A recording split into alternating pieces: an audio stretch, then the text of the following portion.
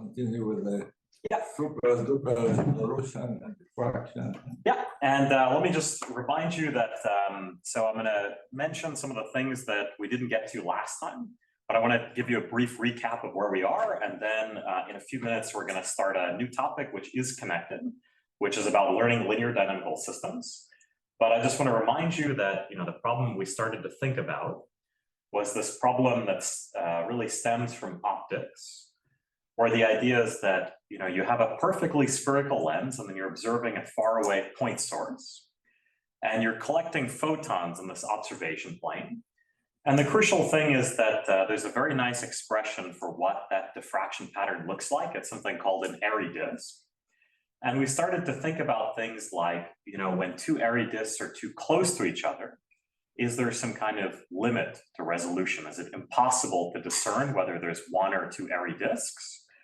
And what I claimed last time is that there is a way to make rigorous on this idea of a diffraction limit. That on the one hand, I was claiming this first result, that whenever you have a constant number of airy disks, it doesn't matter what their separation is. Just to stress, airy disks are simply specific types of distributions. There are specific types of distributions, and we'll get into the intuition about them in a minute, because I don't expect you to have any intuition for them.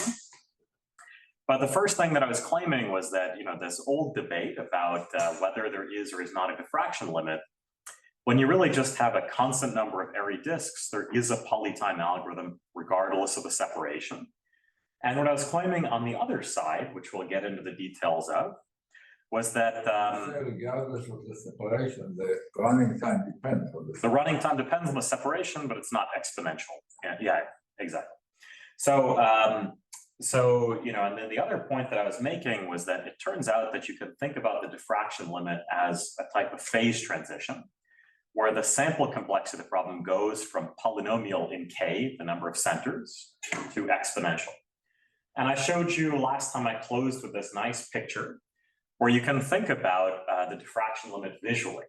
You can think about the separation delta between the different centers of the airy disks. And you can look at, as you vary what delta is, and you fix the numerical aperture, you can talk about, when the problem, how many samples you need to actually tell whether it's K or K+1 airy disks. And you can see that right around this critical point, which corresponds to delta being pi, then you have this bend in the curves, and the problem goes completely haywire, and it becomes much, much harder. So what I want to do now is I want to, make good on these things, and I want to tell you about, how exactly we can solve this, more physically motivated version of super resolution. And it turns out that we're going to be able to reduce to the types of things we talked about last time about, exponential sums. So really, the right way to think about airy disks, I'll give you it in a minute. But if you think about this diffracted image, so you have these superpositions of these airy disks. And I have my airy kernel, which is I, and that's just some function right now that comes from the physics. So say what the symbols mean. Yeah. The mu j's are the centers. They're centers in 2 dimensions. So each mu j is a center in 2 dimensions. And then I is the airy kernel. So that's the thing that looks a little bit like a Gaussian in 2D, but has this oscillation in terms of the ring structure. Lambdas you can think of as being non-negative coefficients, and it really represents, the intensity patterns for the different point sources. So if I'm collecting a random image, I can think about it as being sampled from this distribution. It's really a mixture model. When I get a photon, I don't know which of the airy disks it's coming from. It's sampled proportional to the lambdas. And then once you tell me which point source is generating that, then I'm going to sample it from exactly this diffraction pattern. But you can also think about this, really as just a type of convolution, because I could think about having a sum of delta functions with coefficients lambda j, which are at the 2D locations mu j. And when I have the sum of those delta functions, it's the convolution of that with the airy kernel. And that's an equivalent way to think about it. So now let me tell you the right way to think about airy disks. We can make this problem much simpler. Another comment, just in case of people who did not see this old machine learning literature.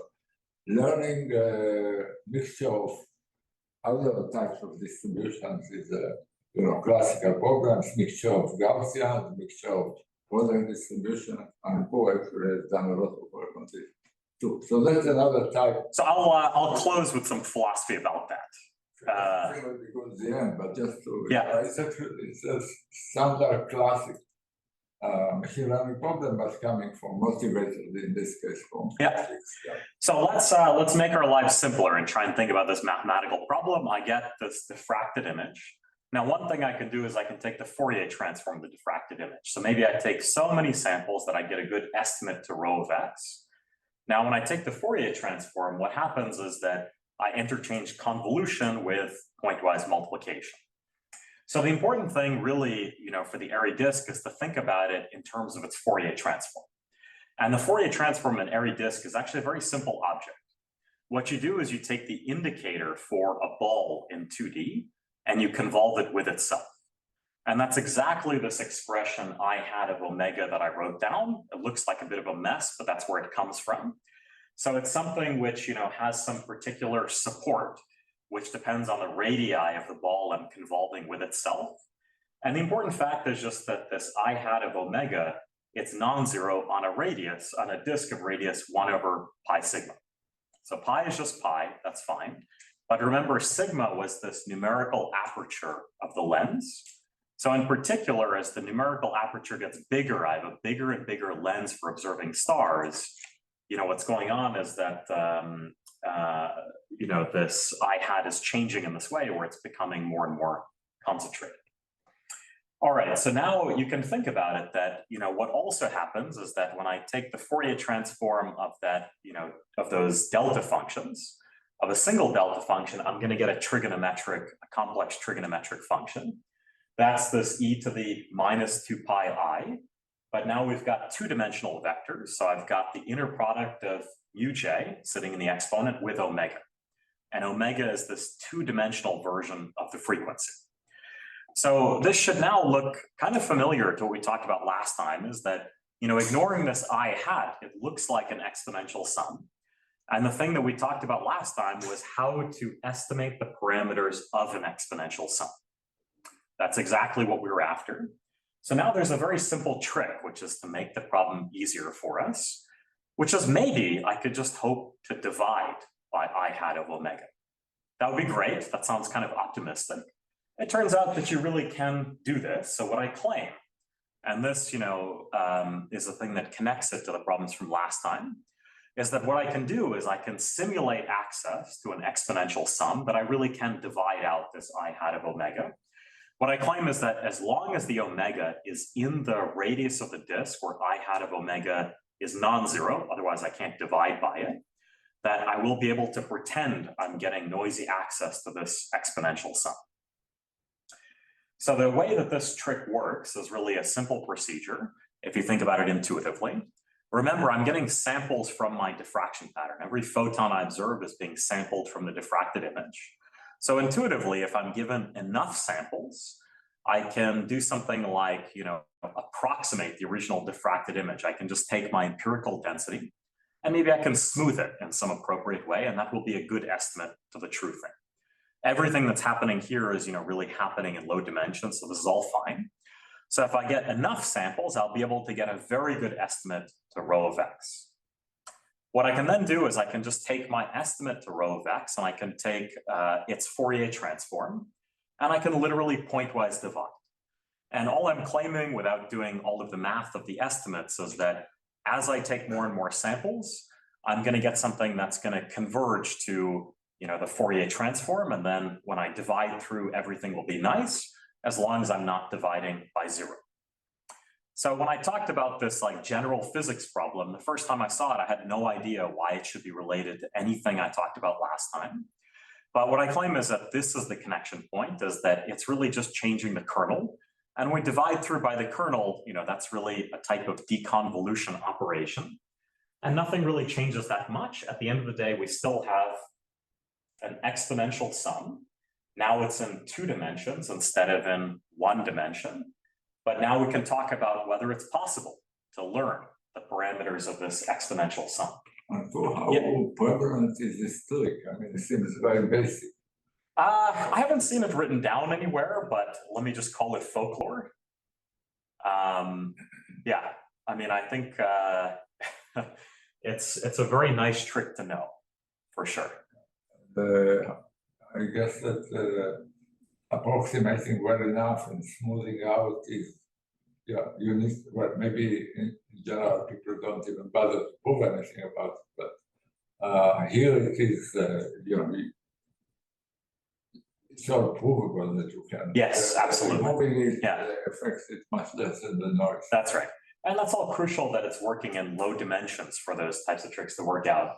So at the end of the day, where are we? We're trying to, learn mixtures of very disks so that we can decide whether it's 1 or 2 stars in the sky. And what we can do is we could query access to this function f of omega, which is an exponential sum, but with 2D centers.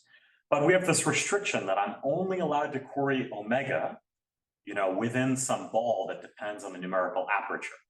So at the very beginning, when I told you this intuitive, aphorism that in optics we're somehow band limited, that we can only get low frequency measurements, this is one way to think about why this comes about, is when we did deconvolution, it really comes from the support of the current.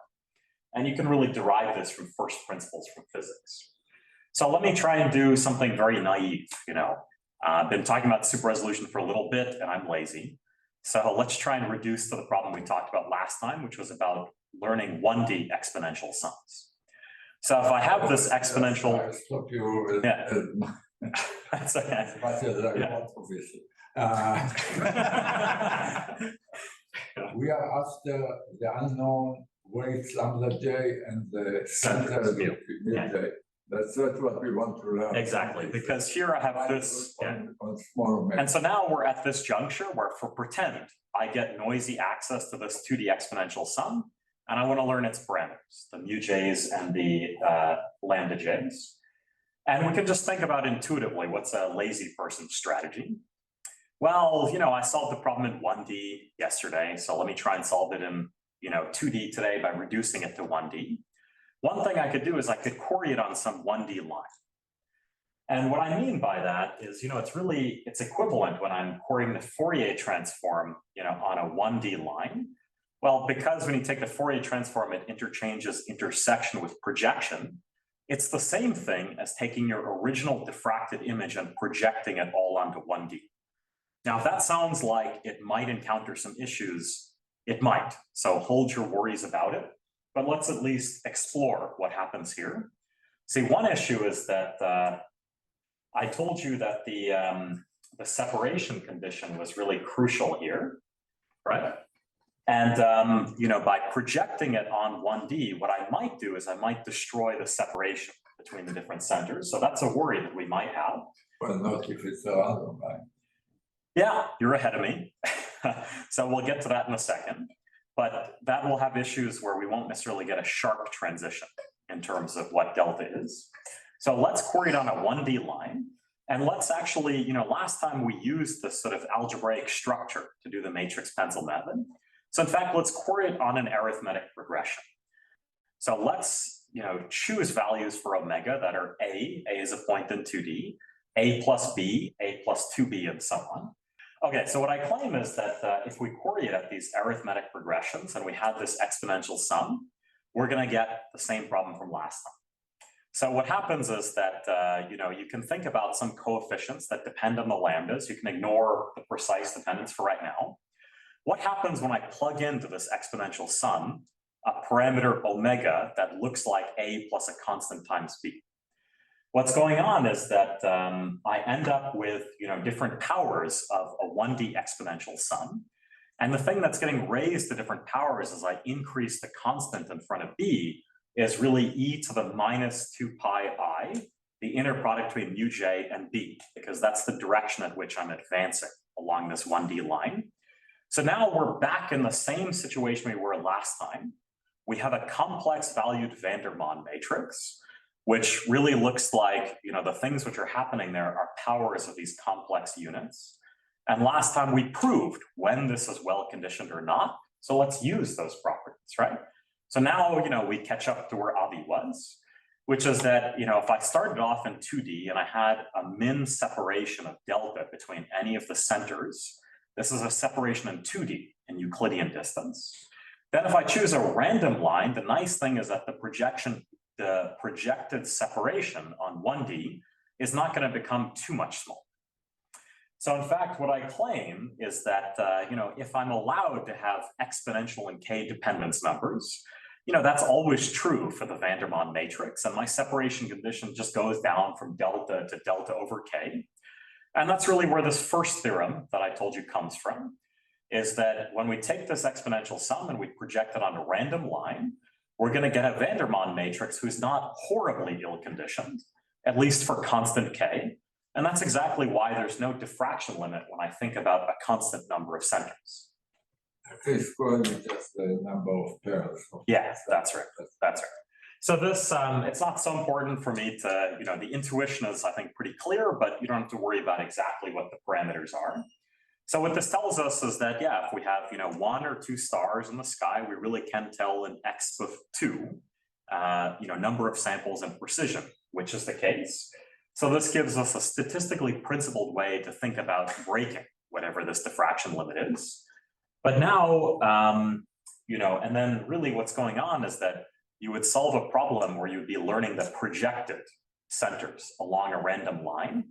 And what I'm just going to assert, because I'm lazy, is that if you do this a bunch of times on random lines, you can stitch together the estimates. Why don't you need to do it just twice on 2 orthogonal lines? Well, so I think 2 isn't going to, you have the pairing problem of which center goes with which center on the different projections. So what happens is that, So symmetric problem. So you need to do it, the number of times you need to do it also depends on k. Yeah. It's this is tedious and I'm going to sweep it under the rug, but that's exactly why it's not trivial, but it's not hard. It's just that I have more exciting things I want to say. So let's try and aim at this bigger question, right? Just maybe, projecting in the 2-dimensional problem on 1D is the wrong thing to do because it doesn't really tell us tight dependences on the minimum separation.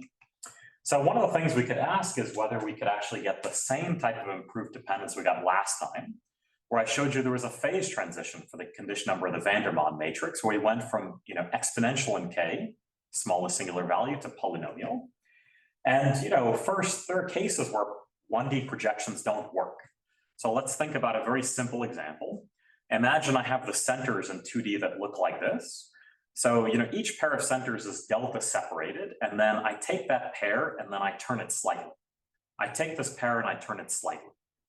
So as long as the way that I turn them, they're far enough away from each other, I'm still going to have delta separation in high dimensions. But now the trouble is that any line that you choose to project on, there's some rotation of that pair of centers, which is almost orthogonal to it. And when you project it, you're going to almost entirely collapse them. So this actually tells you that some loss in k is essential. Last time what I showed you in just a couple slides earlier was that the delta separation in 2D goes to a delta over k separation. And this is the type of thing that tells you that it's tight. So we really need some new idea. Now, thankfully, it turns out that I told you the first paper I talked about yesterday was from 2015. Thankfully, through some miracle, someone proved an amazing new extension of extremal functions to higher dimensions in the interim. So last time I told you that extremal functions give you a way to smoothly approximate the indicator function of an interval. And that's how we proved the condition number of the Vandermonde. And it turns out that there's an analog of this. Calling Cerberus, I'm not sure you called it an extremal function. Why is it called an extremal? So it's an extremal function because among the first 2 properties, remember the first property was that it majorizes the indicator function of the interval. The second property was that it has bounded Fourier transform that's supported in an interval.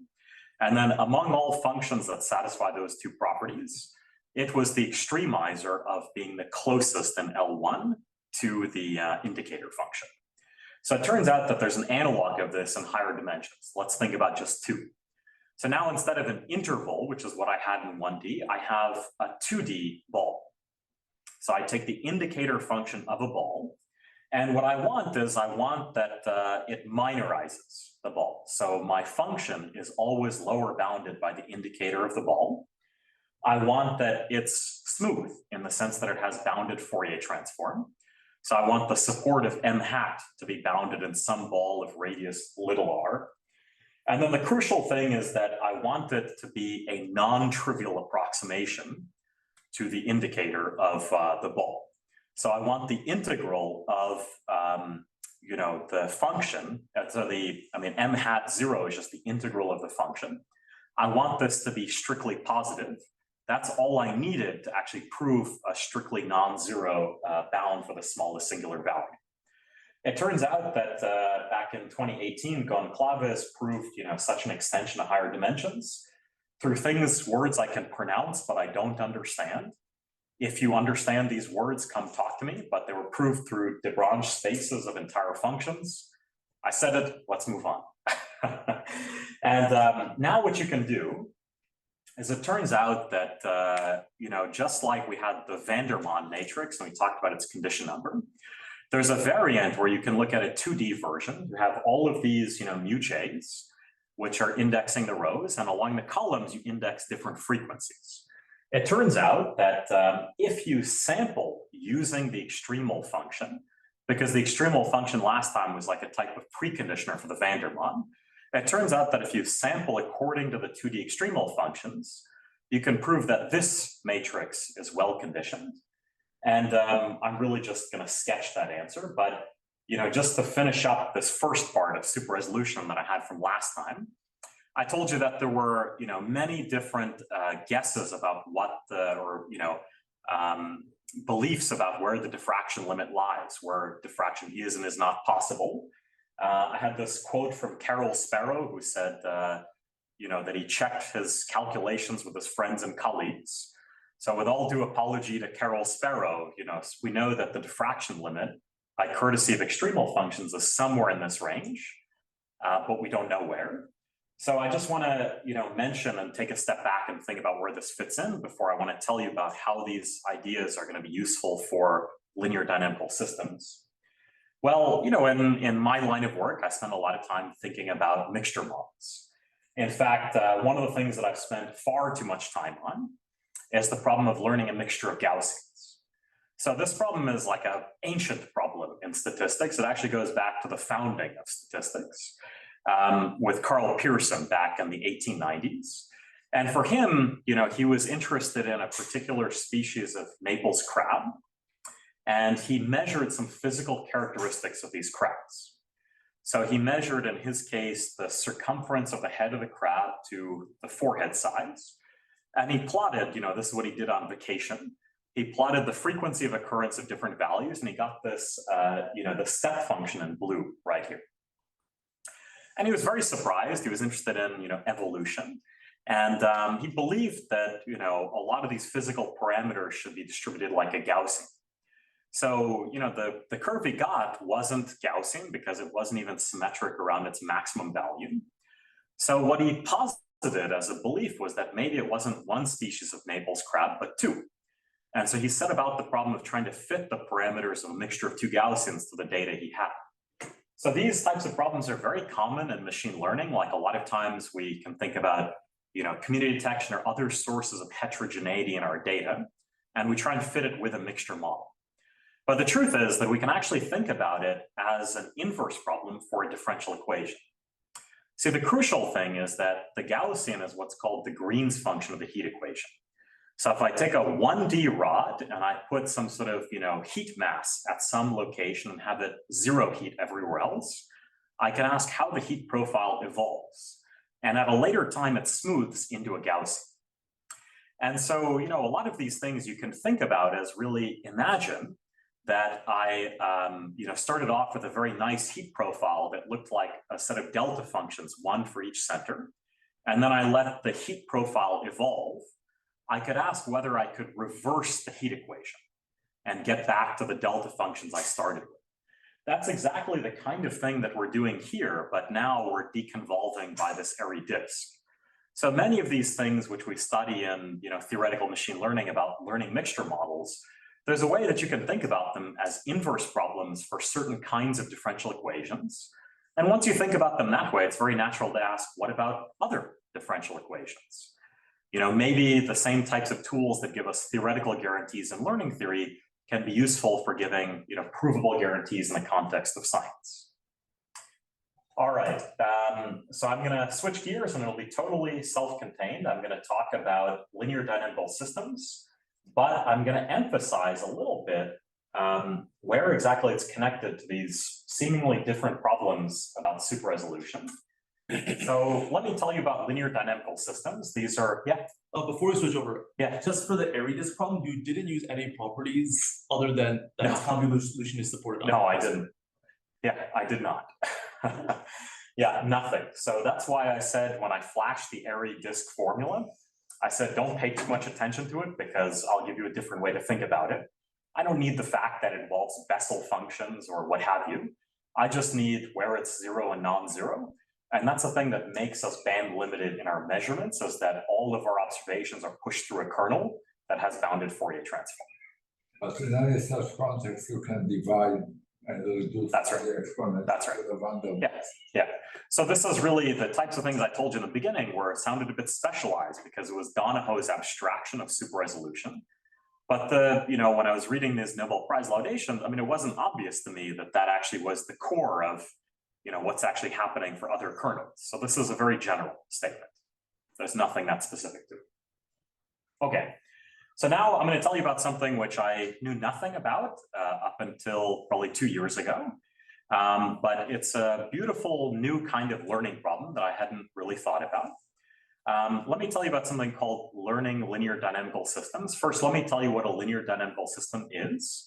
And it has a whole bunch of parameters, but what I want to make the point is that it's really the canonical model for time series data.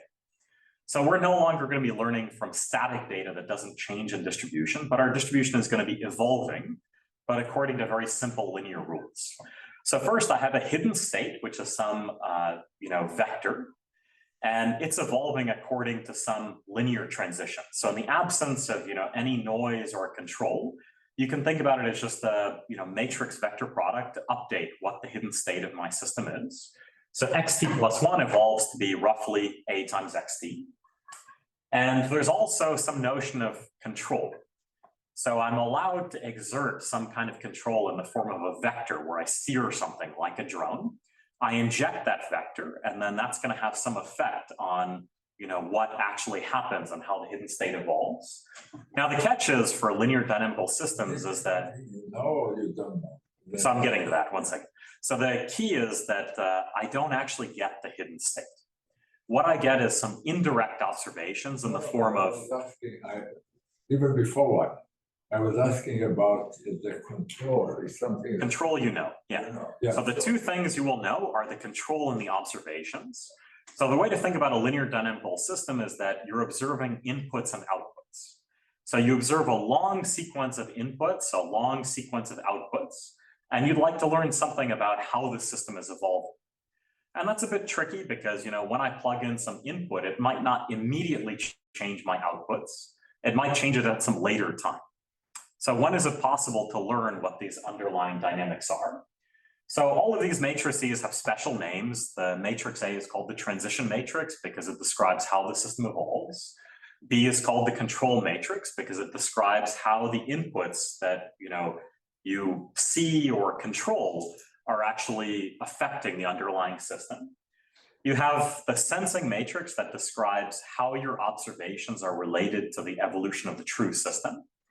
And you have a feed-through matrix, which you can ignore and you can set to 0.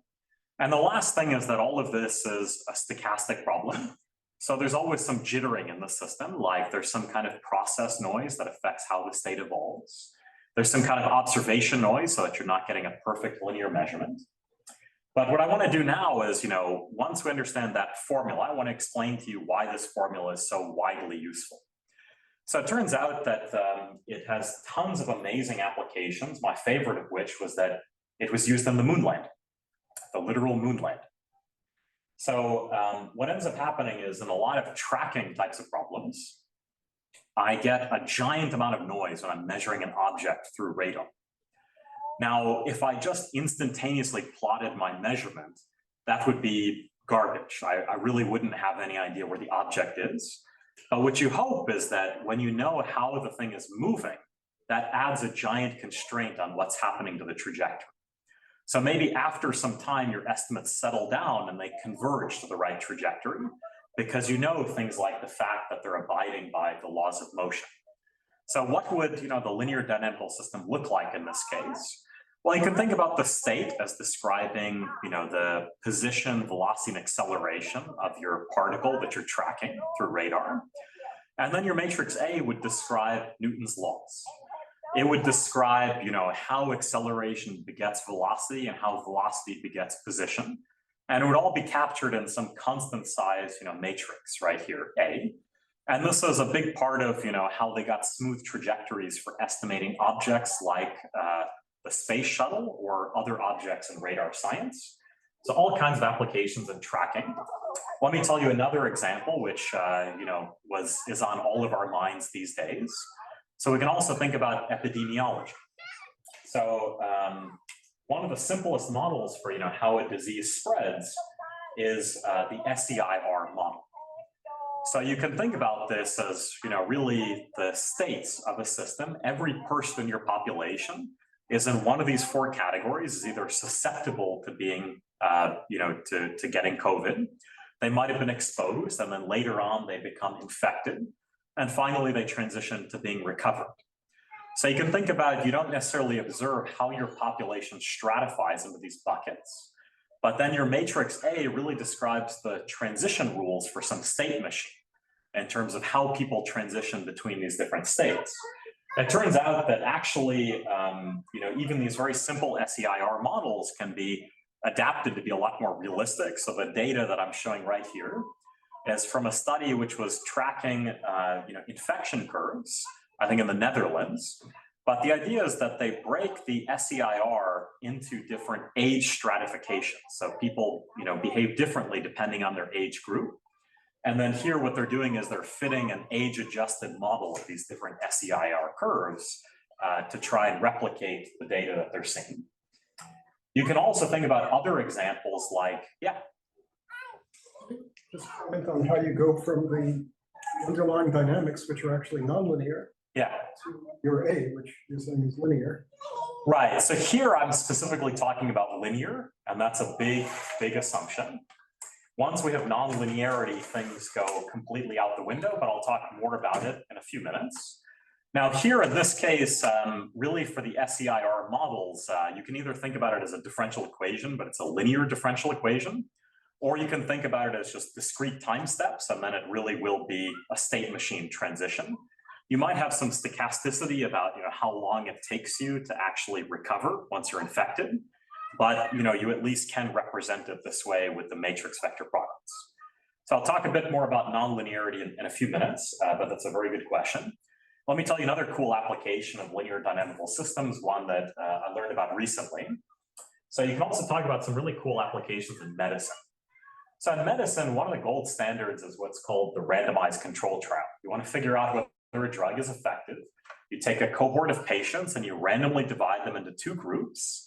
And one you're going to give the drug to, the other one you give the placebo.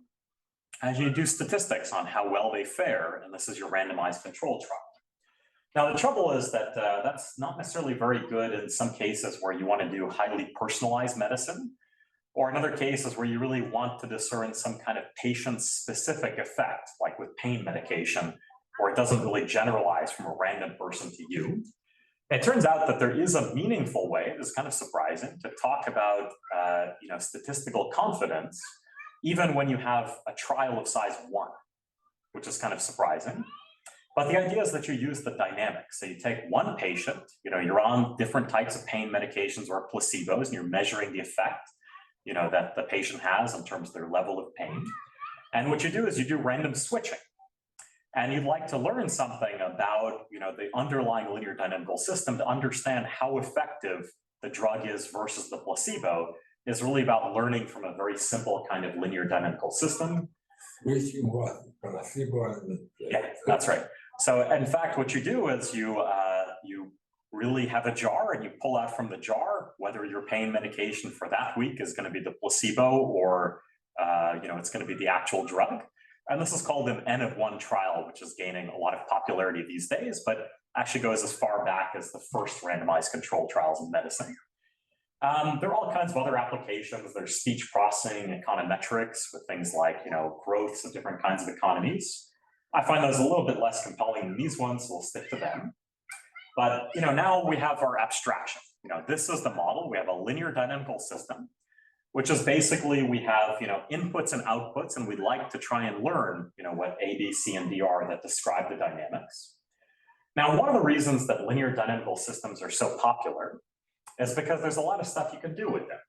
So if someone told me what the parameters A, B, C, and D are, the matrices that define the dynamics, then if I'm given the observations, I could ask how well I can infer the hidden state. That's, for example, the trajectory estimation problem when I have the space shuttle. What I claim, which makes LDSs really nice is that when the parameters are known, doing optimal inference turns out to be a computationally easy problem. It's something called the Kalman filter, and it's a very famous thing in control theory. What I'm going to focus on here today is really the learning problem. So I need to know all these parameters A, B, C, and D in order to deploy these estimators. How exactly can I hope to learn them? In fact, I'm going to set the strongest possible goals for the learning problem. So, just to be clear, I'm given these inputs and controls. I get the entire sequence of them from 1 to t. I observe the outputs, which are the y1 through t's. But now the catch is I'm going to make your life really difficult.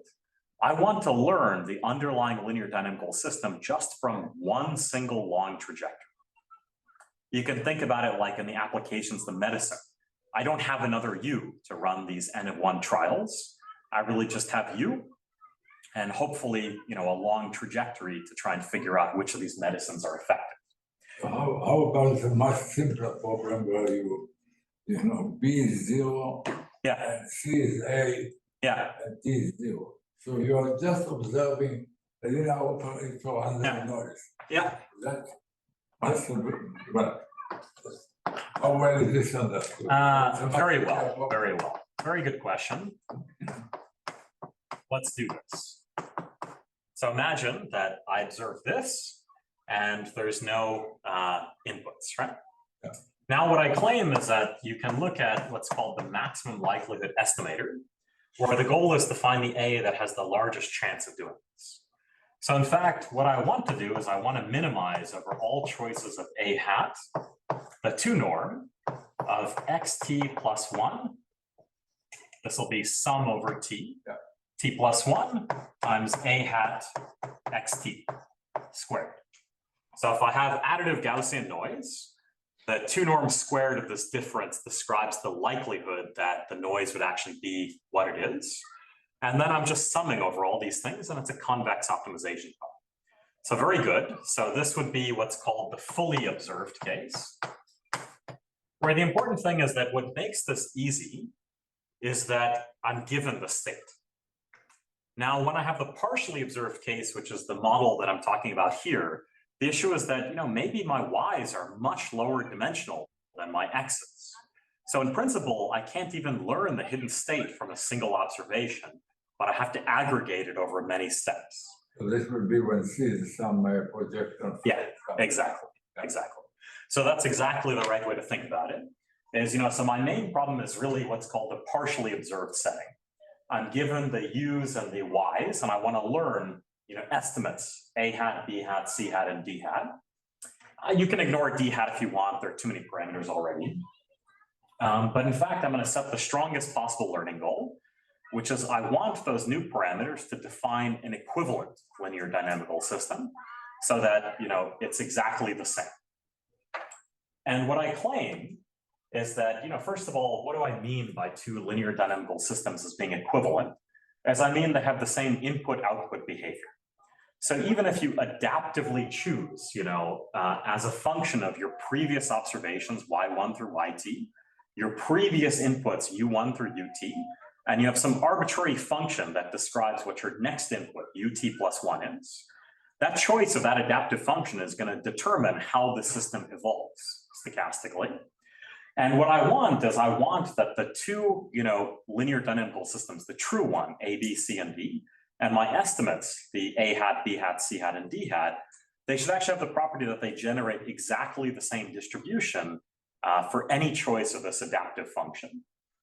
It turns out that, that has a very simple manifestation that two linear dynamical systems are equivalent if and only if you can transform one's, one parameters into the other by an appropriate linear transformation. So the way to think about it is that if I take this matrix U, which is invertible, and conjugate with it and its inverse, that really corresponds to renaming my hidden state space. And I never see what the names of my hidden states are. I only see it through my observations, which I'm applying, C hat times U, and that undoes the transformation. So this is really just mixing up the hidden state space, but it still preserves the input-output behavior. But now the good thing is that once we have this notion that two linear dynamical systems are equivalent if and only if there exists some U that satisfies this condition, we can now make our problem more precise. So this is the main problem, is I'm given the sequence of inputs, the sequence of outputs, and I want to learn an A hat, B hat, C hat, and D hat that are close under this new parameter distance so that there exists some unknown U. And after that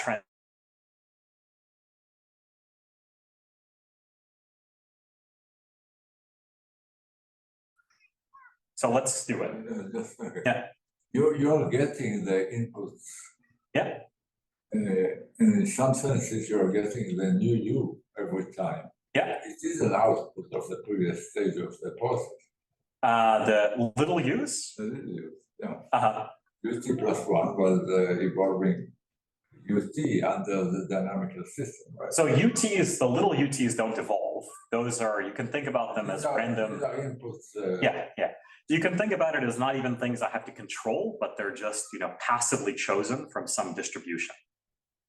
So, but I mean, if looking at that, this doesn't have UTs. Yeah.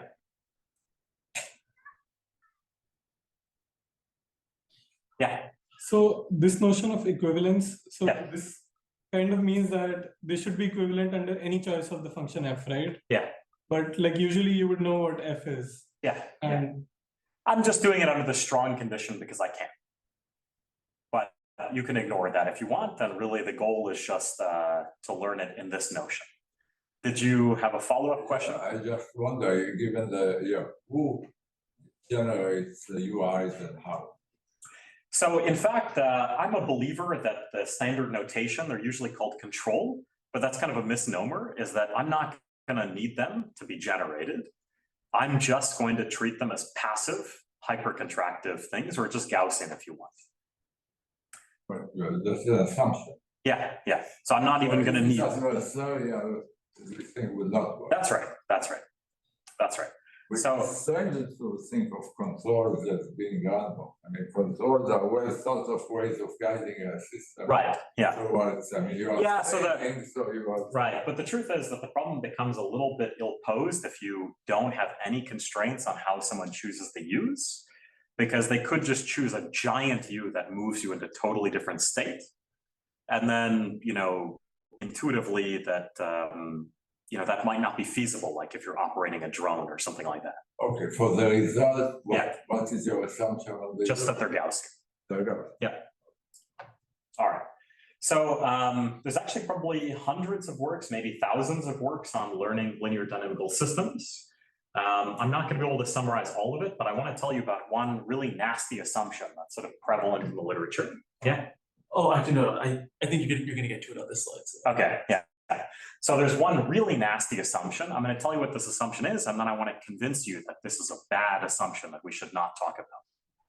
So if I look at this matrix A, I can look at its spectral radius. So its spectral radius being the largest absolute value of any of its eigenvalues.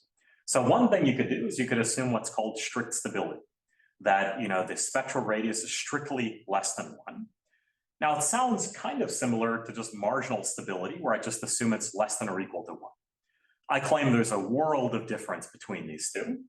So the way to think about it is that first I claim strict stability fails even in very simple cases. Let's go back to an example we had earlier. It doesn't capture. It doesn't capture many of the most important applications. Intuitively, if you have strict stability, the importance of later signals. Yeah. You're ahead slightly. So what I claim is we've already seen an example where this fits.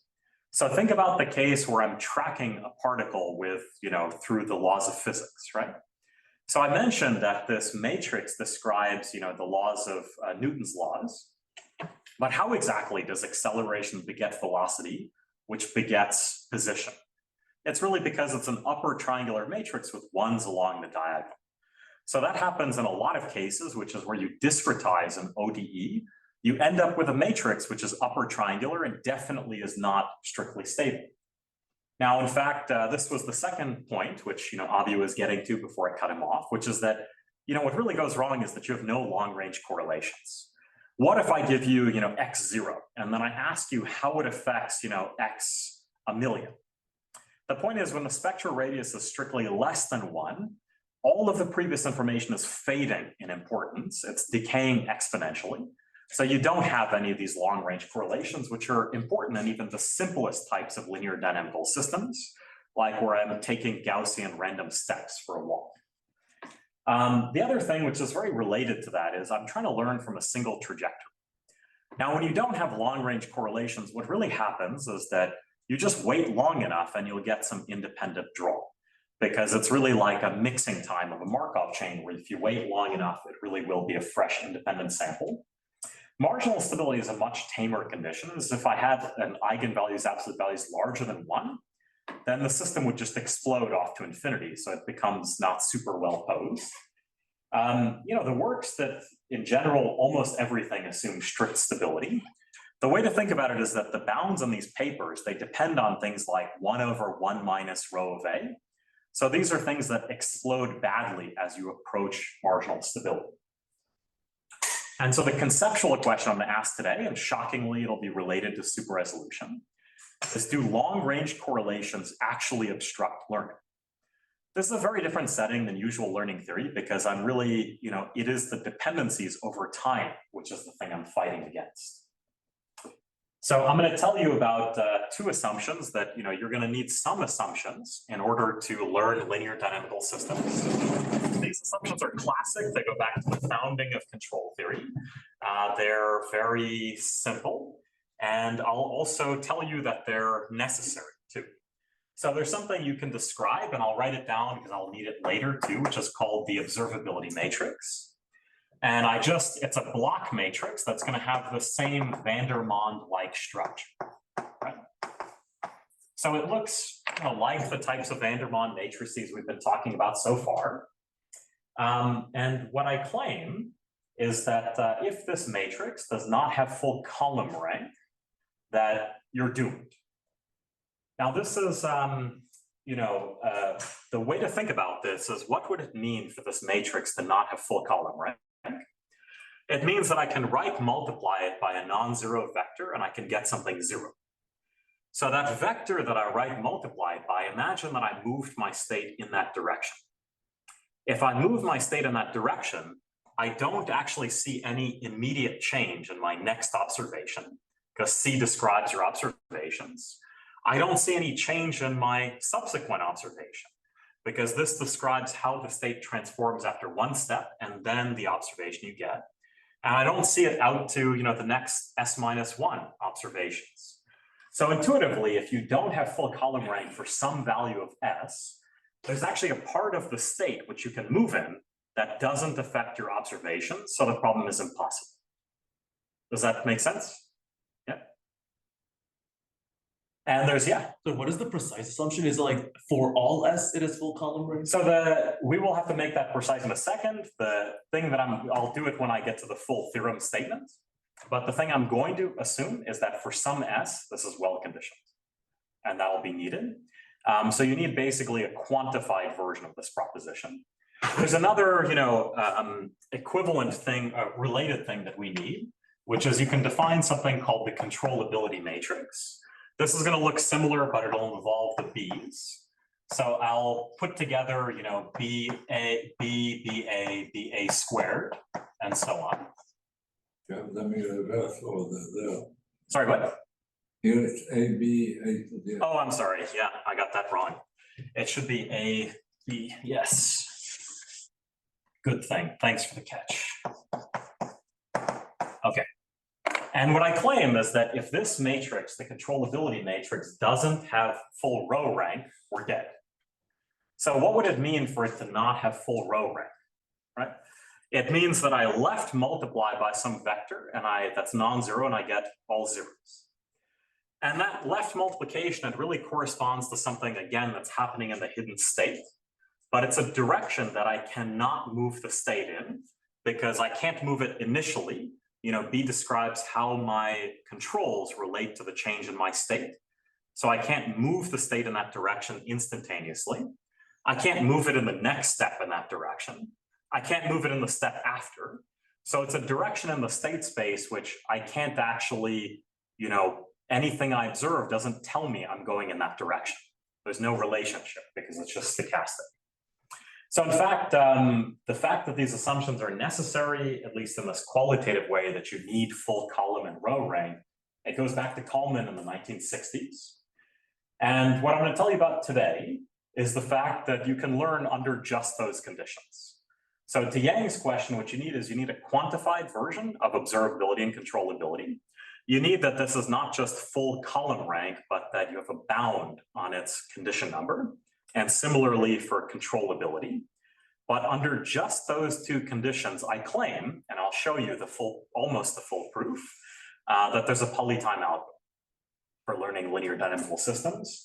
And even better, there's at least a partial converse to the statement that if you didn't have bounded condition number for every S you had unbounded condition number, then it would mean that the problem is actually information theoretically impossible.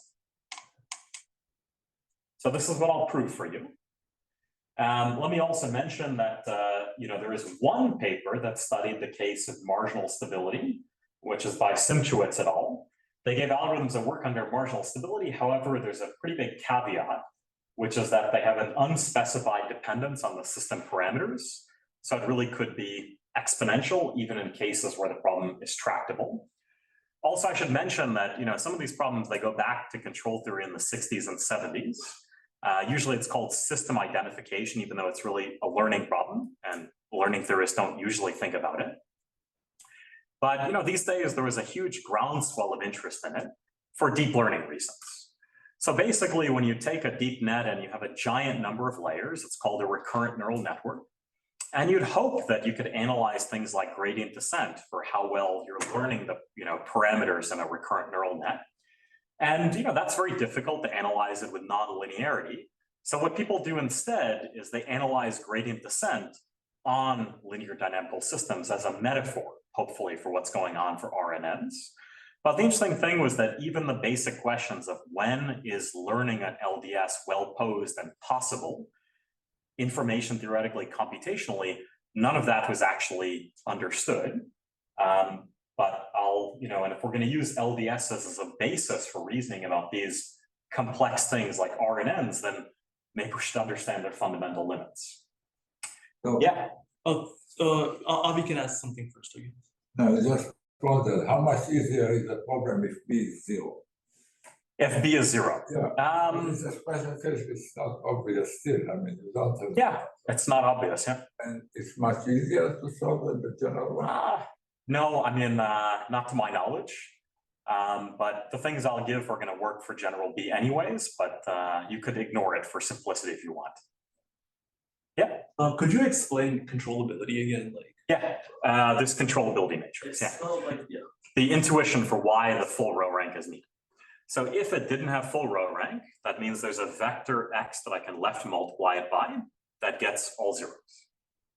Now, what that really means is that it's a direction in the state space, X, which I cannot immediately push myself in that direction using my control. Because, its multiplication with B is 0. So that means any choice of little u that I give is going to have no effect on moving the state in that particular direction. Not only that, I can't even move it in the next step in that direction, nor can I move it in the step after that. So basically what happens is that, there's a direction in which, you can't push the state or you can't observe that the state has changed. But why is that bad, for learning? So that's bad because it means that the notion of an equivalent linear dynamical system is much coarser. So it's not actually possible to learn, up to a similarity transform. Yeah. Could the noise somehow push you there? So The noise can push you there, but you don't observe the noise. but maybe like it pushes in direction which you can then amplify using like your own control. But you can't amplify in that direction that it pushes you because of the failure of controllability. Yeah. Would the assumption just fail if you try to learn a larger dimensional dynamical system than the actual one? Yes. So there are, in learning theory, there are a few ways you can pose these problems. So you can ask for the parameter learning version where you want to learn the parameters. You can ask the version which is usually called proper density estimation, which is where I want to find some model in the class that behaves the same. So in fact, a lot of times parameter learning is the first thing that we can try and understand because it has the easiest if and only if conditions for learning. But you should really think of this as like a stepping stone towards some of these other problems. Like, can you learn, any LDS that is equivalent, that has the same type of behavior? But at least when it comes to parameter learning, these assumptions are needed for learning in that actual distance. Yeah. So if this notion of equivalence, you just change it to saying that, so you were saying that something like A at U inverse should be close to A. Yeah. But you just want this restricted to like the space in which like the actual dynamics is happening. Right. You just remove like the state. Yeah. So, and if you run like the algorithm on the larger space, but this is like the condition you want. Yeah. So these are good questions, but one of the issues is like when the condition fails, it can barely fail. Or maybe it's like, there's one bad singular value. Now, when you restrict to a lower dimensional thing, it's not literally a smaller LDS because there's some amount of misspecification with the fact that it's, not actually. But suppose you have something like, say, the smallest k singular values are very small and you have a gap or something. Yeah, let's table that. There are versions of that will be corollaries from this, but let's focus on the simplest thing for now. All right, you guys have yeah. So one last point. If b equals 0, doesn't controllability fail? Yeah, so then you can't. Yeah, that's right. So then you can't learn the parameters for the thing. You can also learn A and C. Yeah. So you can learn. You can potentially learn other parts, but you can't learn a full description of the LDRs. You can hope to learn C. Right. That's right. Yeah. Okay. So let me tell you at least one metaphor that I think is important. Okay, so I've worked a lot on standard learning problems where it's more of a static distribution. So you're getting samples from one distribution over and over again, and you'd like to learn some parameters that describe the generative model. It turns out that the original approach for like how to do this goes back to Carl Pearson, actually to the mixture of Gaussians work back in 1894. And there's a very simple blueprint that's been extremely powerful in learning theory, where the idea is, imagine I want to learn the parameters of the distribution. I get a whole bunch of samples from my distribution, and I use the samples to set up empirical estimates of my moments. Now, the moments give me constraints on the parameters that I don't know. So I can set up some very complicated system of equations. A lot of cases, it turns into a system of polynomial equations, but that's fine. And then you can solve that system to try and get estimates of the underlying parameters. This is the standard blueprint that's been used to great effect throughout theoretical machine learning. You have to, make good on the steps in this blueprint because you have to argue that the moments identify the distribution. You have to argue why you can solve this system. You have to argue about, stability properties of the, system of equations to actually get rigorous guarantees on your errors and your estimates of your parameters. But the good news is that it's had wide-ranging successes, mixtures of Gaussians, hidden Markov models, topic modeling, robust estimation. And, what I want to ask is whether there's a recipe that follows the same type of blueprint that works for non-stationary data, which is what's going on with a linear dynamical system. So people have been trying to learn linear dynamical systems through gradient descent because they want to use it as a metaphor for recurrent neural nets. But maybe we could go back to the basics and just try and learn it via the method of moments. And that's what's going to work. I just, it's up to the speaker always in this 2-hour settings. You Yeah. can take a break. This is a good time, or you can decide not. It's up to you. I'm okay. I'm okay. But yeah. Does anyone need a, yeah. Okay, I guess it's up to me. So let's push on. So let me tell you about how to make this blueprint work for linear dynamical systems, for non-stationary data. It's going to work the same kind of way. There's a notion of the moments of an LDS, which are called the Markov parameters. And it's going to involve some C's and A's and B's, what else, right? You can ignore the first thing, that's a technicality. But basically, you know, the Markov parameters look like CB, CAB, CA squared B, and so on. And I'm going to show you an algorithm that really just follows a two-step blueprint. I'm going to estimate the Markov parameters, and then I'm going to use the Markov parameters to learn the estimates A hat, B hat, C hat, and D hat. So that's our blueprint. In fact, the good news is that the second part was already done for us. Let me tell you about how it was done, and then I'll be able to connect it to, you know, hopefully midway through my explanation, you're going to stop me and you're going to say, this is the matrix pencil method. So that's my goal. So let me explain how the Ho-Kalman algorithm works, and then you all can tell me, you know, why it is really the same thing that I described earlier. So let's imagine that someone gave me the Markov parameters. They gave me D, they gave me CB, they gave me CAB, and so on. What I'm going to do is I'm going to organize those Markov parameters into a structured matrix called a Hankel matrix, right? The way that I'm going to do it is the top left corner is the matrix CB, and then along the next anti-diagonal it's CAB, and then along the next anti-diagonal it's CA squared B. So this is already starting to look like the matrix pencil method. This is a Hankel matrix, right? We had a Hankel matrix before, but now it's a block Hankel matrix. And what I claim is that the same way, you know, first of all, I'll give these things different names. So when I remove the last column, I'm going to call this matrix H1. And when I remove the first column, I'm going to call it H2. So this is just naming for right now. Now, what I claim is we're going to follow the same type of blueprint. I have this Hankel matrix that I can populate the entries of from my estimates, namely the Markov parameters. And what I want to argue is that there's a hidden factorization that reveals the right answer, the thing I care about. That's the same pattern we had for the matrix pencil method. This is why I kept O and Q up here.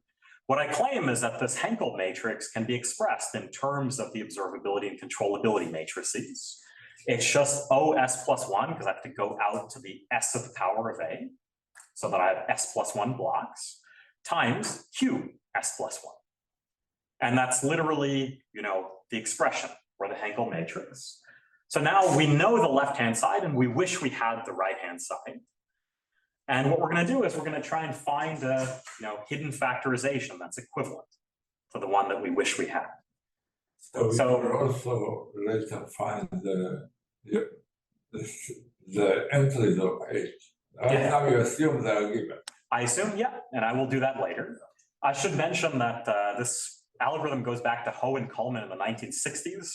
For the life of me, I can't understand the proof that they have in there, but this is a different proof to try and make it look more like the thing we already saw. So let's compute another factorization and hope it works, right? So one of the things I could do is I could take that matrix H1, which remember is H, but minus the last column, and I'll find some other factorization for it. I like the SVD, let's go with the SVD. So the SVD, we write H1 as the product of U times sigma times V transpose. That doesn't look like the product of two matrices, but I'm going to split it up into the product of two matrices in a kind of arbitrary way. I'm going to take the square root of sigma, because it's a diagonal matrix, and I'll take 1 sigma to the 1/2 and pair it with U, and 1 sigma to the 1/2 and pair it with V. And I'm just going to call these O hat and Q hat in the hopes that they're related to O and Q, the things that I want. So fine, that's step 2. Compute the SVD to find another factorization. But now we have to argue about why it, you know, ought to be equivalent. Why is, or you don't care about complex values? I mean, why is it positive? Sigma. Because it's the SVD. So it's U and sigma. U and V transpose, so then it's always, yeah. So basically it's the eigen decomposition of the gram, of H transpose H kind of thing. Okay. So now remember, we had this old factorization. I told you that H was equal to OS plus 1 times QS plus 1. If I take H1, which removes the last column, then it's really OS plus 1 times QS, because I'm just getting rid of the last thing. Fine. So now I know that O hat times Q hat is equal to the same thing as OS plus 1 times QS. And now, the only real lemma I need in here, and the rest will be easy, is just that what I claim is that, if, OS plus 1 and QS have full column and row rank respectively, then I can relate these factors. So the way to think about it is that, if OS plus 1 has full column rank, then O hat had better have full column rank too, otherwise you're going to get the wrong column space for your overall matrix H1. And then, you can write a linear transformation that maps one into the other once they span the same set of columns.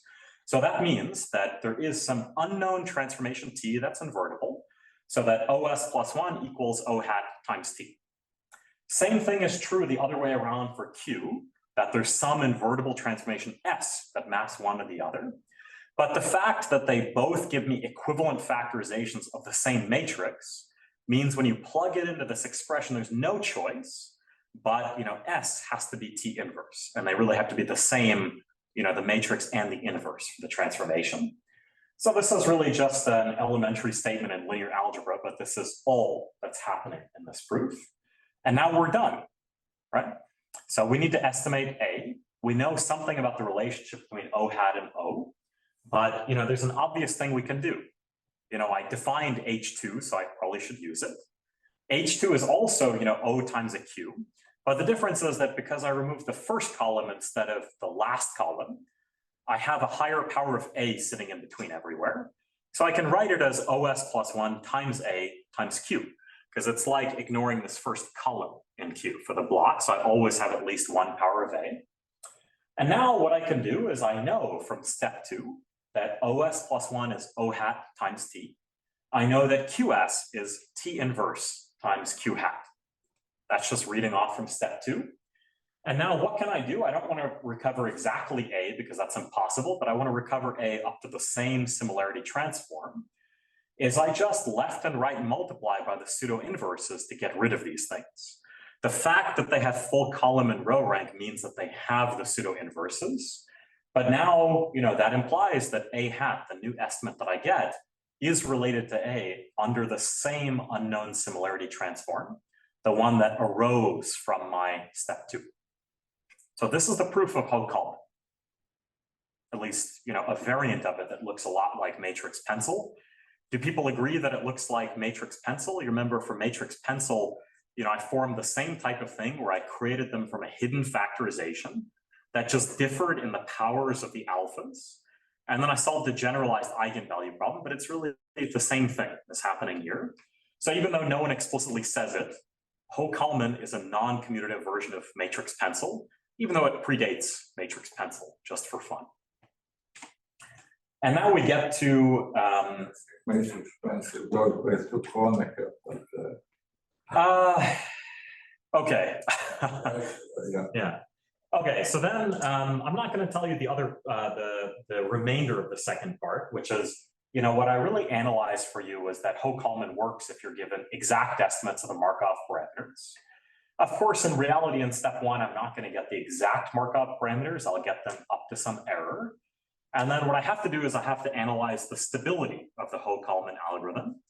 But, really that's going to hinge on just what are the condition number bounds for observability and controllability. So once I've assumed those things, what I claim is that the second part can be made stable. There's a bound in this recent paper of Oymak and Oze. It's a bit long to state, but it does perfectly fine for our purposes. Now let me go to the action, which is where the fun things are really going to happen, which is step 1. How do I get these Markov parameters? So intuitively, the Markov parameters, it describes the input-output relationships. That's what's going on when I have something like CVs. It describes, how my input changes the output. how my input changes the output at a later time step. And let's do something totally naive because I'm lazy. Let's try and use the method of moments to do this. Yeah. So can I just ask something about this? So Yeah. this seems to require like just the row and column thing to hold for like a very low S. Yeah, yeah. So the statement is that if there exists an S where the condition number is bounded, then you can do this. You have issues that like you have to know what the S is, but it would be interesting to remove that, and maybe you could. Maybe as long as it holds for some S, you can find it. But anyways, good point. All right, let's do something totally naive. I'm going to try and convince you that that the first problem is dead trivial, and then I'm going to convince you that it's not. So what I claim is that I want to estimate these Markov parameters, and I claim that there's this very simple thing I can do, which is I can look at the covariance between an input and a time-lagged output. And that, as I vary the lag, is going to give me the different Markov parameters. I haven't actually seen this observation in the literature either, which is kind of shocking, but once I tell you that this is true, there's only one proof, right? The proof has to be I take my recurrence and I unravel it. So let's just do it once, right? Let's take j equals 1, so that I'm trying to get the Markov parameter CB. And then I take my original expression for yt plus 1 and how it relates to the previous states and the previous observation. But now I don't care about ut plus 1, I care about ut. So let me unravel what xt is so that I find my ut. So let me take the second equation, which describes how xt plus 1 varies depending on xt and ut. And when I substitute it in there, I'm going to get the CB term in front of the ut. And now we're good, because when I take this expression on the right-hand side, ut, as long as I assume that it's independent and has identity covariance, its cross-expectation with all the other terms except for the ut is going to be 0. The only thing that's going to survive is the CB term. That's a really strong observation that the control being So you don't need it to be identity covariance, because as long as you can, you just get some bound on the covariance, then you can estimate the covariance and then apply the inverse to it. No, So I meant the fact that it's random. Oh, yeah. I think of control as something totally deterministic because it guides you. Yeah. That's a goal. I mean, Yeah, so I prefer the terminology disturbance for these things. So it's kind of like for a linear dynamical system, as long as you can observe some exogenous, disturbance and measure how the output changes, that's sort of what's going on, but the standard term is control. Okay, so now we're good, and that makes good on this first observation, that the Markov parameters are sitting in plain sight. They're they're the expectations of these very simple estimators I can construct. So it kind of sounds like the problem is trivial, right? I guess we have a bit more time before lunch. Maybe I'm just done here, or maybe not. Let's find out. Why aren't we done, right? So there's a naive thing we can do. Imagine we want to estimate some Markov parameter. I'm only doing this from one trajectory. The thing I could do is, I know yt plus j times ut transpose is an unbiased estimator for the corresponding Markov parameter.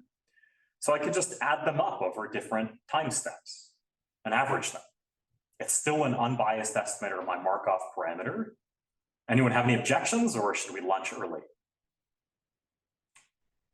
sorry, what are you trying to do? I'm trying to estimate the Markov parameter. Not the first one, some later. Anyone, yeah. You could take j equals 1 for simplicity. There's a big problem, which is who told you the variance of this estimator is bounded? That's exactly the issue, is that when you have long-range dependencies, the system is perpetually evolving. It's never settled. And so when I told you that, strict stability was bad, this is another way to think about why it trivializes the problem. When I have strict stability, then I really could do this. I just take one estimate from some time step, and then I wait long enough to get a new estimate. So, all these things about proving that gradient descent works, they really work in a very trivial corner of the parameter space for this problem. But let's try and be bolder.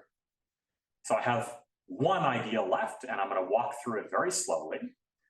Well, let's try and engineer a better time series. That's my hope.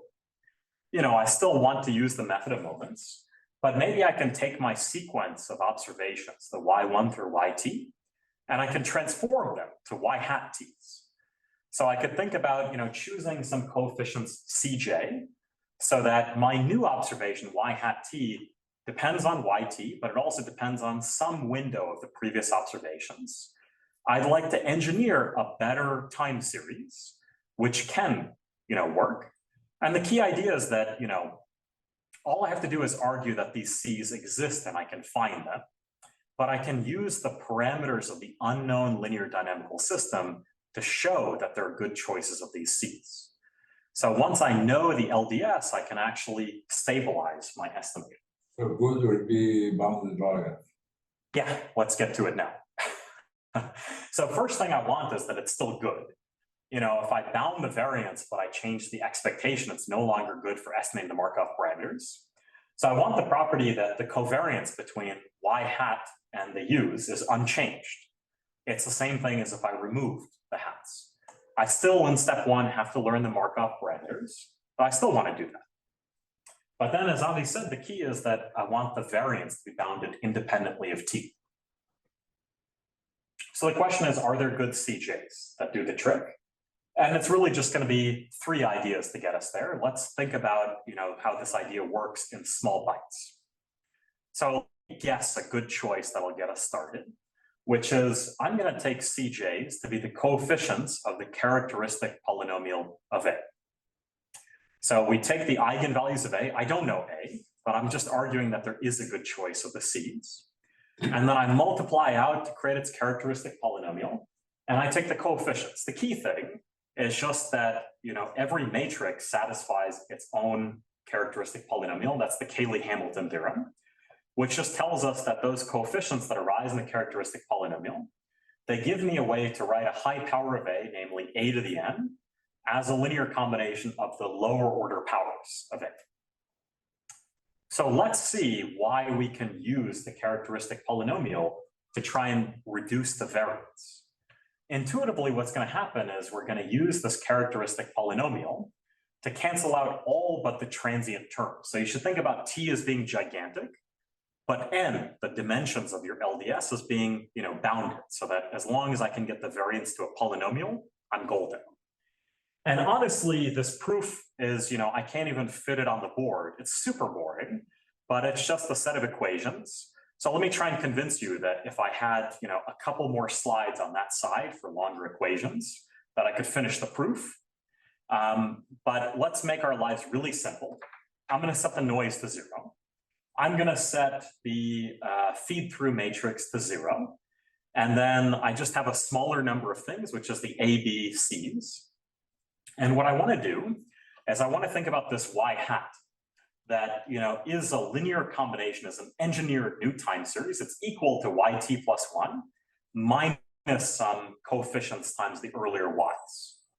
But let's do the same trick we already did, which is there's only one way to prove cancellation. It's just to appeal to the equations defining an LDS and match up terms.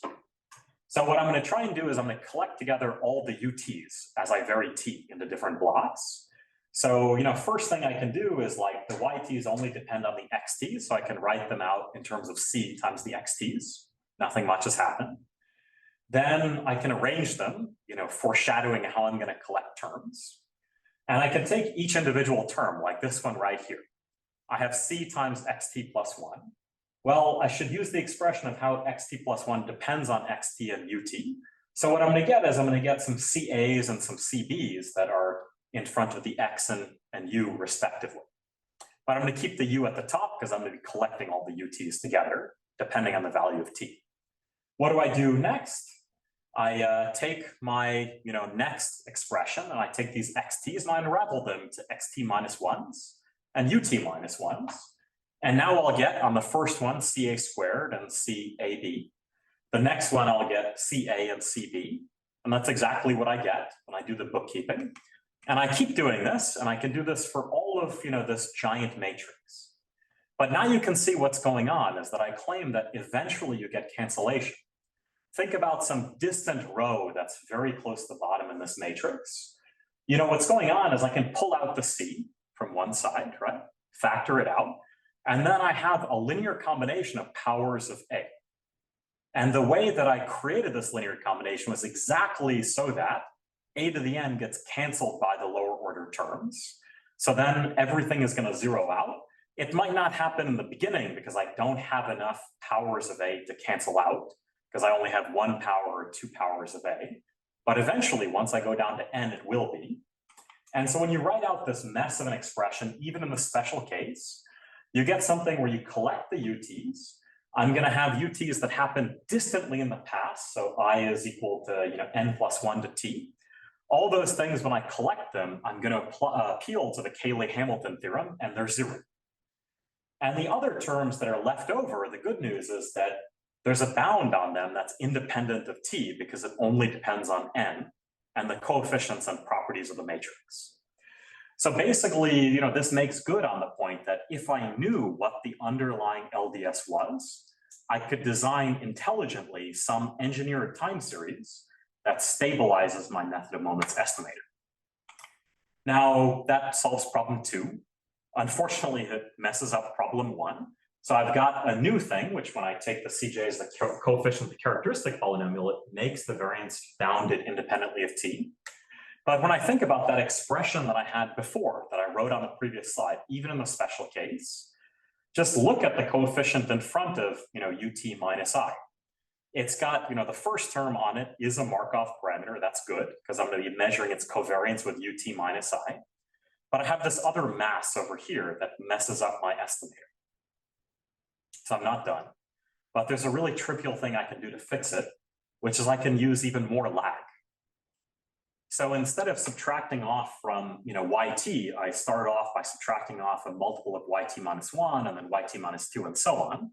Maybe I just wait our time steps and then do it. I still have enough things out there that I can still cancel everything out and remove the variance bounds that depend on t. I'll have a longer transient thing that is now n plus r terms instead.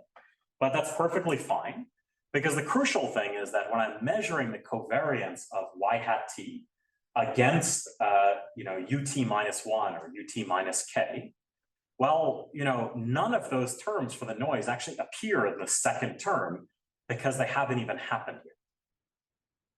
So that's the crucial thing. So then we're good, right? We've solved problem 1, which is now we've managed to cancel out all but a polynomial number of transient terms to get the variance independent of t. We've made sure that the expectation is unchanged. We still cancel out long-range dependencies. Well, what is the choice of case? N also? Yeah. So actually, you should really make it depend on S, but we'll get to that, which is really how much order you need, but that's right. So you should think about it for now as that. Now, we've solved 2 problems and we're at the 3rd attempt. That seems kind of strange. We only had 2 problems and I solved them all, right? There's another problem, which is that I lied. So if you think about it, right, the coefficients of the characteristic polynomial don't have to be bounded polynomial. There are very simple examples of matrices that have very simple eigenvalues, where the characteristic polynomial could have the norm of the coefficients are exponentially large in k. This last part I'm really just going to sketch. The informal thing is that that's where we again appeal to the condition number balance for the observability and controllability. So when you have condition number balance for observability and controllability, think about the next line in this observability matrix that would look like C times A to the S. The fact that you already had full column rank and it was well posed before means that that last expression that you have there, you can write it as a linear combination with bounded coefficients of the earlier terms. So the point is that, if you have bounds on the condition number of OS and QS, it turns out that you can show that you get bounds on the coefficients CJ. In fact, they're not even scalars, they have to be matrices, but in any case, what we've just shown is that if someone told me what the observability and controllability matrices are, I could construct good choices of Cs that make the estimators well-behaved and deal with long-range dependencies. There's maybe, one last problem. The Cs will not be the coefficients of the character. No. They'll instead be, solutions to solving a linear system. And the fact that you can write C times a to the s as a linear combination of the earlier ones with bounded coefficients is the thing that follows from the fact that it's well conditioned. But still the exponential, I mean, the exponent will depend, but any assume is small. It won't be, it'll just be polynomial in the condition number counts. Well, I mean, you guess the coefficients will depend on the determinant of this linear system. Right, but there are other cases where, so the point is that when these things are well conditioned, then you'll get, bounds on the coefficients that depend polynomially on the condition number bounds. And when they're ill conditioned, that was that converse that we had, that the problem is information theoretically impossible. So even if n is large, you can still do this, which is cool. So we have one last problem before lunch, which is that this sounds kind of circular, right? I don't know the LDS parameters, so how can I use them to find my C's?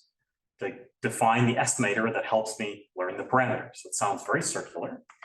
The good thing is that, convex programming comes to the rescue. I'm not going to prove this, but I'm just going to sketch why this ought to work. Let's write a convex program for looking for good C's. And those good C's are going to define an estimator that has good statistical properties in spite of the long-range dependencies, so that we can estimate the Markov parameters and feed them into Hochul. So what does this program look like?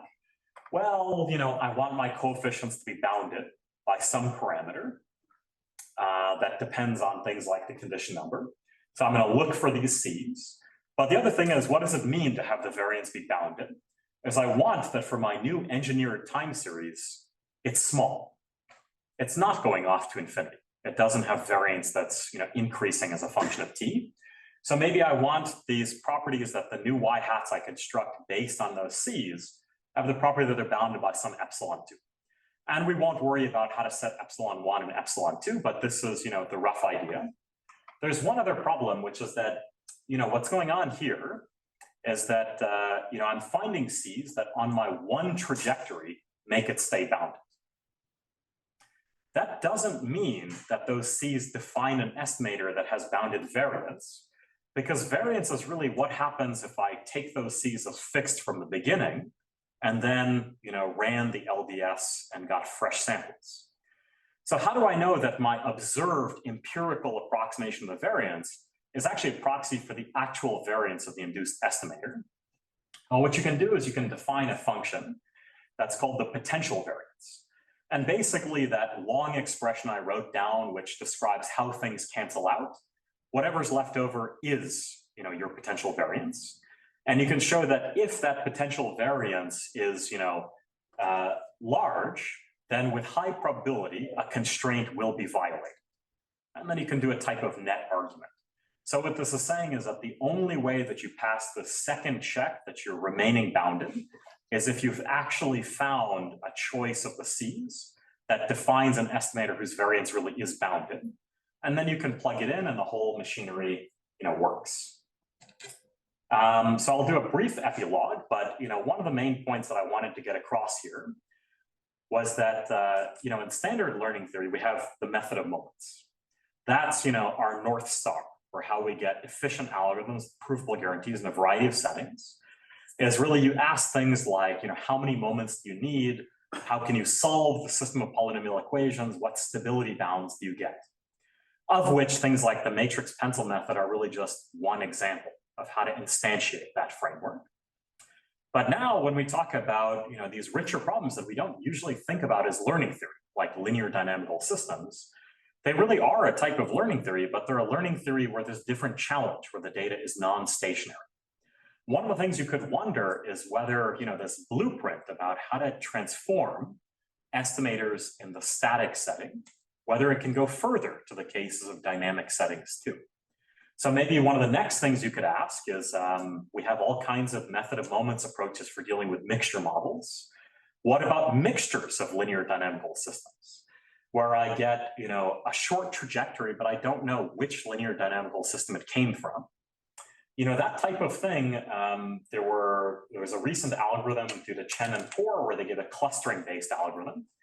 And the way that I like to think about it is it's kind of like one of the early steps in learning mixtures of Gaussians is learning it through clustering. But we could try to skip through the end, which is maybe we could use modern method of moments approaches like tensor methods. Instead of just computing this matrix pencil method, we can compute even nastier, higher order tensors that describe something about the input-output relationships at different variable time lags. This still has the property that it gives us some sort of, tensor structure on what we learn about the underlying parameters. And then we can try and solve, tensor decomposition-like problems to estimate these parameters, and you can do exactly that. So the, main summary that I want to give, at least for this and for the previous lecture, was we started off last lecture talking about how can we learn fine-grained structure from low-frequency measurements. And we started thinking about, how that's related to phase transitions in the condition number of the van der Waals matrix, and how tools like extremal functions allow us to analyze it. Now here we end up with sort of a non-commutative version of it. The way to think about it is that that earlier problem about super resolution, it really corresponds to the case where A is a diagonal matrix and C is a row vector, because then our LDS is, noisy power sums, which is exactly what happened in super resolution. But it turned out that we could generalize a lot of those insights about the condition number of the van der Waals governing when the problem is possible. That really is related to the condition number of observability and controllability governing when this thing is possible. And then we used it to design new algorithms for the case of non-stationary data. But there's this whole interesting phenomenon that once you have non-stationary data, it's actually estimating the moments to begin with that becomes one of the major complications. So I'm around in general and happy to talk, but one of the things I've been very interested in these days is really both about control theory and about reinforcement learning, is can we build an algorithmic theory of learning from dynamics, both in this linear dynamical system and in Markov decision processes. So if you're interested, I'm around definitely this afternoon. Come talk to me and I'll be happy to tell you more. All right, let's get lunch, I think. Well, maybe that'll be question. Further questions. So what happens actually if there would be noise actually on the time series, so on the time? Great question. I don't know yet, but we're working on it. So what's the question? So what if there would be noise on the time actually? Yeah. So in fact, a lot of these things, like there's this thing in deep learning which was very popular for a year or two, just called a neural ODE. So the idea is, what if your deep nets aren't deep enough? Like, yeah, they're recurrent neural nets and they have hundreds or thousands of layers, but maybe you're fitting an arbitrary time series and you really want to think about the limit of a recurrent neural net when you have infinitely many layers. So when you take the limit of this thing, you really define an ODE that's driven by a neural net. Instead of sort of taking discrete steps corresponding to each passing through each layer for the time series. And the amazing thing is that then you can actually do gradient descent and through an ODE solver and still fit the parameters, even though it's a full-blown ODE. But one of the things which I think people don't understand is why those things work so well on data and what kinds of data they work well on. I'd argue that a big part of it is the fact that the time points which are observing the time series are not actually on a grid. They're arbitrary observations. And in that case, I wonder whether there are versions of like learning linear dynamical systems, even in the fully observed case, where instead of the t's as being on a grid and you regularly get it, what happens if they're sort of sporadic in the observations? You no longer get a convex optimization problem for the maximum likelihood estimator, but that's another variant where I would argue that going off the grid like we did with super resolution is potentially insightful for what's going on in practice, and maybe it leads to new algorithms. But yeah, that's not determined yet. More questions. All right, last